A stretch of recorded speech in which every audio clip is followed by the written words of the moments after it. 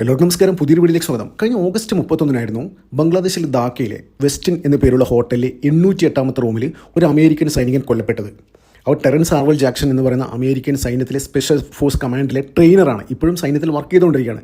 2 വർഷം കൂടി Terence ആർവൽ Jackson American സൈന്യത്തിൽ സർവീസ് ഉണ്ട്.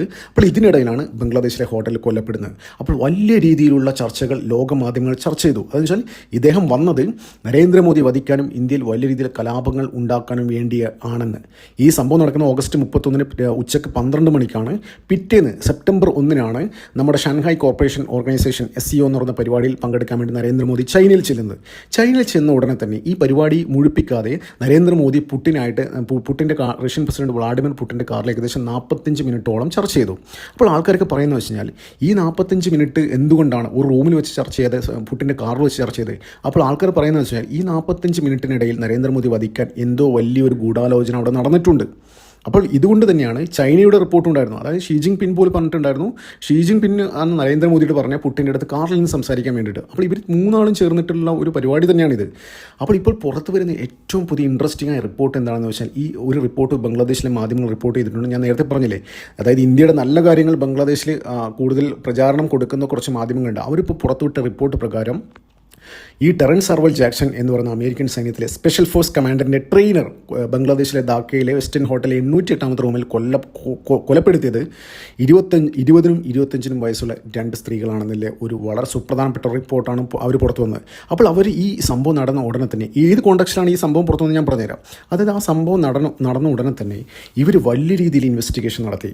എന്താണ് ഇതിന് പിന്നിലെ? അപ്പോൾ ഈ ഒരാൾ ഈ ഹോട്ടലിൽ കൊല്ലപ്പെട്ടു അറിഞ്ഞ ഉടനെ തന്നെ ബംഗ്ലാദേശ് മാധ്യമങ്ങളൊക്കെ ഹോട്ടലിലേക്ക് വന്നു. അപ്പോൾ ഹോട്ടൽ അധികൃതർ കൊടുത്ത മറുപടി എന്താണെന്ന് അറിയും?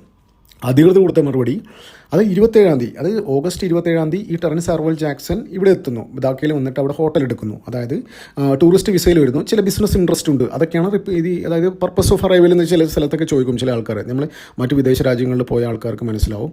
ചിലവർ ചോദിക്കും പർപ്പസ് ഓഫ് ഇൻട്രസ്റ്റ്. അത് മിക്ക ആൾക്കാരും ടൂറിസ്റ്റ് അങ്ങനെയുള്ള എഴുതി കൊടുക്കും. അപ്പോൾ ഇയാൾ ബിസിനസ് ഇൻട്രസ്റ്റ് അങ്ങനെ ഇത് കാര്യമാണ് എഴുതി കൊടുത്തത്. ഞാനൊരു കാര്യം ചോദിക്കട്ടെ, അത് ബംഗ്ലാദേശ് അമേരിക്കൻ സൈന്യത്തിൽ ഇപ്പോഴും വർക്ക് ചെയ്തുകൊണ്ടിരിക്കുന്നത് സെർവിങ് സൈനികനായ ഒരാൾ എന്ത് ബിസിനസ് ഇൻട്രസ്റ്റിലാണ് ബംഗ്ലാദേശിൽ വരേണ്ടത്? അതിന് അവിടെ തന്നെ പോയില്ലേ? അവിടെ തന്നെ ആ ഒരു പോയിന്റിൽ തന്നെ ഇവർ കളത്തരം പൊളിഞ്ഞില്ലേ? അപ്പോൾ 27 റൂം എടുക്കുന്നു. 27 രാവിലെ റൂം എടുക്കുന്നു. ഏകദേശം 9 മണിക്ക് റൂം എടുക്കുന്നു. ഒരു 12 മണിയാകുമ്പം ഇയാൾ പുറത്തേക്ക് പോകുന്നു. പിന്നീട് തിരിച്ചു വരുന്നത് വൈകുന്നേരം 7 മണിക്കാണ്. ഈ 27 വൈകുന്നേരം 7 മണിക്ക് തിരിച്ചു വരുന്നു. പിന്നീട് വീണ്ടും പുറത്തു പോകുന്നു. ഒരു 8:30 വീണ്ടും പുറത്തു പോകുന്നു. രാത്രി ഒരു 11 മണിയാകുമ്പോൾ തിരിച്ചു വരുന്നു. 28 രാവിലെ വീണ്ടും ഒരു ഏകദേശം ഒരു 9-9:30 ആകുമ്പം ക്യാബ് പിടിച്ച് വീണ്ടും പുറത്തേക്ക് പോകുന്നു. എവിടെയാണ് പുറത്തു പോകുന്നതിൽ ഒരു വിവരവും ഇല്ല കേട്ടോ. അപ്പോൾ 29 രാവിലെ 9:30 പുറത്തു പോകുന്നു. 29 വൈകുന്നേരം തിരിച്ചു വരുന്നു. അന്ന് വൈകുന്നേരം ഏകദേശം 7 മണിയോളം തിരിച്ചു വരുന്നു. പിന്നീട് 9 മണിക്ക് വീണ്ടും 29 വീണ്ടും പുറത്തേക്ക് പോകുന്നു. പിന്നീട് തിരിച്ചു വരുന്നത് 31 രാവിലെ 10 മണിക്കാണ് തിരിച്ചു വരുന്നത്. 12 മണിക്കാണ് 31 ഓഗസ്റ്റ് 31 12 മണിക്കാണ് ഈ ടെറൻസ് ആർവൽ ജാക്സൺ കൊല്ലപ്പെടുന്നത്. അപ്പോൾ ഈ കൊല്ലപ്പെടുമ്പോൾ ഉണ്ടല്ലോ, എപ്പോഴാണ് ഈ മാധ്യമപ്രവർത്തകർക്ക് ചോദിച്ചു എപ്പോഴാണ് വരുന്നത് പോകുന്നത് അങ്ങനെയുള്ള കാര്യങ്ങളൊക്കെ ചോദിച്ചപ്പോൾ ഈ ടെറൻസ് ആർവൽ തന്നെയാണ് ഈ ജാക്സൺ തന്നെയാണ് ഈ ഹോട്ടൽ ബുക്ക് ചെയ്തതെന്നാണ് ഈ ഹോട്ടൽ അധികൃതർ കൊടുത്തത്. പിന്നീട് വലിയൊരു വാർത്ത പുറത്തു വന്നു. ഈ ടെറൻസ് ആർവൽ ജാക്സന് വേണ്ടി റൂം ബുക്ക് ചെയ്തത് അമേരിക്കൻ എംബസിയാണ്. ഞാനൊരു കാര്യം ചോദിക്കട്ടെ, ഈ പേഴ്സണൽ എന്തെങ്കിലും ബിസിനസ് ആവശ്യത്തിന് വന്നാൽ തന്നെ ബിസിനസ് ആവശ്യത്തിന് വരാൻ പറ്റില്ല. ബിക്കോസ് അയാളൊരു സെർവിങ് സൈനികനാണ്. അപ്പോൾ ഈ അമേരിക്കൻ എംബസി ബുക്ക് ചെയ്തത് എന്തിനായിരിക്കാം? അപ്പോൾ അവിടെയാണ് ആ പോയിന്റിൽ വെച്ച് അവർ പിടിച്ചു. അപ്പോൾ അവർ എല്ലാ കാര്യങ്ങളും പുറത്തു കൊണ്ടുവന്നു. ആ ദിവസം അതായത് 31 ഏകദേശം 27 31 ഈ ഹോട്ടലിൽ ചെക്ക് ഇൻ ചെയ്ത പല ആൾക്കാരുടെ വിവരങ്ങളും ഇവർ രഹസ്യമായി ഈ മാധ്യമപ്രവർത്തകർക്ക് ചേർന്ന് ശേഖരിച്ചു. അപ്പോൾ അതിൽ ഏകദേശം 4ഓളം ഇന്ത്യൻ യുവതികൾ, അതായത് സ്റ്റുഡൻസ് പർപ്പസ്, അതായത് റിസർച്ച് പർപ്പസിന് വന്ന വിദ്യാർത്ഥികൾ അവിടെ ഉണ്ടായിരുന്നു. ഏകദേശം ഞാൻ പറഞ്ഞില്ലേ 20നും 25നും വയസ്സ് പ്രായമുള്ള 4 യുവതികൾ അവിടെ റൂം എടുത്തിട്ടുണ്ടായിരുന്നു. അത് ടെറൻസ് ആർവൽ ജാക്സൺ കൊല്ലപ്പെടുന്നത് 808 റൂമിലാണ്. ഏകദേശം 807, 806, 805 റൂമുകളിൽ ഈ ഇന്ത്യൻ യുവതികൾ ഉണ്ടായിരുന്നു. അവിടെയാണ് പോയിന്റ്. അവിടെയാണെന്ന് വെച്ച് കഴിഞ്ഞാൽ അവിടെയാണ് കളി. പക്ഷേ ഞാൻ നേരത്തെ പറഞ്ഞില്ലേ, അമേരിക്കൻ എംബസിയാണ് ബുക്ക് ചെയ്തത്. ഈ ടെറൻസ് ആർവൽ ജാക്സൺ വരുന്നതിന് മുന്നേ തന്നെ വലിയൊരു ഇൻസ്ട്രക്ഷൻ എന്താ പറയുക, അമേരിക്കൻ എംബസിയും അമേരിക്കയിലെ ആൾക്കാരൊക്കെ ഈ ഹോട്ടലിൽ കൊടുത്തിട്ടുണ്ടായിരുന്നു. ഈ ദിവസങ്ങളിൽ 28, 31 പുറത്തുനിന്ന് ഒരാളും ഉണ്ടാകാൻ പാടില്ല. പുറത്തുനിന്ന് വെച്ച് കഴിഞ്ഞാൽ പുറത്ത് ഏതെങ്കിലും വിദേശ രാജ്യത്തിലെ സൈനികരോ എന്തെങ്കിലും ഗവൺമെൻറ് ഒഫീഷ്യൽസോ അങ്ങനെ ഒരാളും ഉണ്ടാകാൻ പാടില്ല. ടൂറിസ്റ്റ് വിസയിലില്ല. അത് അൾട്ടിമേറ്റായിട്ട് അത് ഒതൻറ്റിക്കേറ്റ് ആയിട്ട് അത് ഇത് ചെയ്യണം, വെരിഫൈ ചെയ്യണം ടൂറിസ്റ്റ് ആണോ എന്നില്ലേ. അപ്പോൾ ആ ടൂറിസ്റ്റ് എന്നുള്ള രീതിയിലുള്ള ആൾക്കാർ മാത്രമേ അവിടെ ഉണ്ടാകാൻ പാടുള്ളൂ എന്നൊരു ഇൻസ്ട്രക്ഷൻ ഈ അമേരിക്കൻ എംബസിയുടെ ഭാഗത്ത് നിന്ന് ഈ ഹോട്ടലിനുണ്ടായിരുന്നു. അപ്പോൾ അങ്ങനെ നോക്കുകയാണെങ്കിൽ ഈ മാധ്യമപ്രവർത്തകർ പറയുന്ന മാതിരി ഈ സ്റ്റുഡൻസ് വിസയിൽ വന്ന് റിസർച്ച് ഇതിൽ വന്ന റിസർച്ച് പർപ്പസിന് വന്ന ഈ 4 ഇന്ത്യൻ യുവതികൾ 807, 806, 805 3 റൂമുകളുണ്ടായിരുന്നു. ഏകദേശം അവർ 6 പേരുണ്ടായിരുന്നു. അപ്പോൾ ഈ മാധ്യമപ്രവർത്തകർ പറയുന്നത് എന്താണെന്ന് വെച്ചാൽ ഈ 4 പേർ ചേർന്നിട്ടാണ് ഈ ടെറൻസ് ആർവൽ ജാക്സനെ തീർത്തത് എന്നുള്ള വളരെ സുപ്രധാനപ്പെട്ട ഒരു വാർത്തയാണ് ഇപ്പോൾ പുറത്തു വരുന്നത്. ഒന്ന് ആലോചിച്ച് നോക്കിയേ, ഇതൊക്കെ എങ്ങനെ ചോർന്ന് കിട്ടി ഇന്ത്യൻ ആൾക്കാർക്ക്?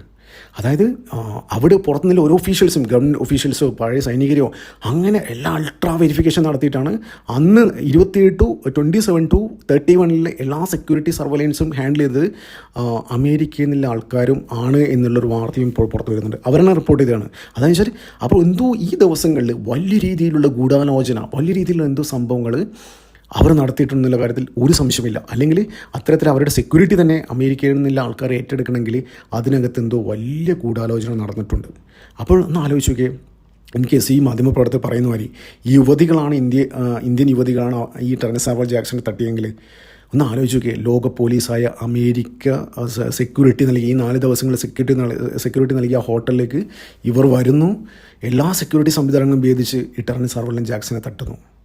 ഒന്ന് ആലോചിച്ച് രോമാഞ്ചം കൊണ്ട് എനിക്ക് മറ്റേ ഒരു പരസ്യം ഉണ്ടല്ലോ, സന്തോഷം കൊണ്ട് ഞാനിപ്പോൾ പാടത്തും പറമ്പത്തും വലിഞ്ഞു അങ്ങനെ എന്തോ ഒരു പരസ്യം ഉണ്ടല്ലോ, മറ്റേ ഹാപ്പി ജാമിൻ്റെ വഴി, അതുമാതിരി എനിക്ക് തോന്നി. അത്രക്കും രോമാഞ്ചം. അതായത് എത്രക്കും അമേരിക്ക പോലും കണ്ണ് വെട്ടിച്ചിട്ട് നമ്മുടെ സുരക്ഷയല്ല നമ്മുടെ ചാരന്മാർ അവിടെ എത്തിയിട്ട് പല രീതിയിലും, നേരത്തെ ഞാൻ പറഞ്ഞില്ലേ എന്തുകൊണ്ടാണ് യുവതികൾ ഉപയോഗിച്ചതെന്ന്, അത് അവർ യുവതികളല്ല നമ്മുടെ ചാരന്മാർ തന്നെയാണ്. ചിലപ്പോൾ ഇന്ത്യൻ സൈന്യത്തിൽ ആരെങ്കിലും ആയിരിക്കും, പറയാൻ പറ്റില്ല.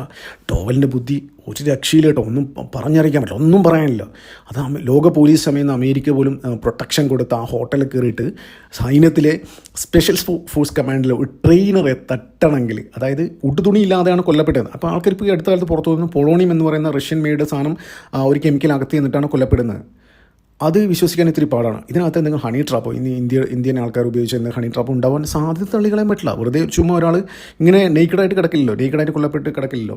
അപ്പോൾ ഈ അടുത്ത കാലത്ത് ഈ പൊളോണിയത്തിനെ കുറിച്ച് ഞാൻ കുറച്ച് കാര്യങ്ങളൊക്കെ സ്റ്റഡി ചെയ്ത് നോക്കി കേട്ടോ. അപ്പോൾ ഈ പൊളോണിയം എന്ന് പറയുന്ന ഇത് സംഭവം എന്ന് വെച്ചാൽ റഷ്യൻ ചാരന്മാരാണ് കൂടുതലായിട്ട് ഉപയോഗിച്ചിരിക്കുന്നത്.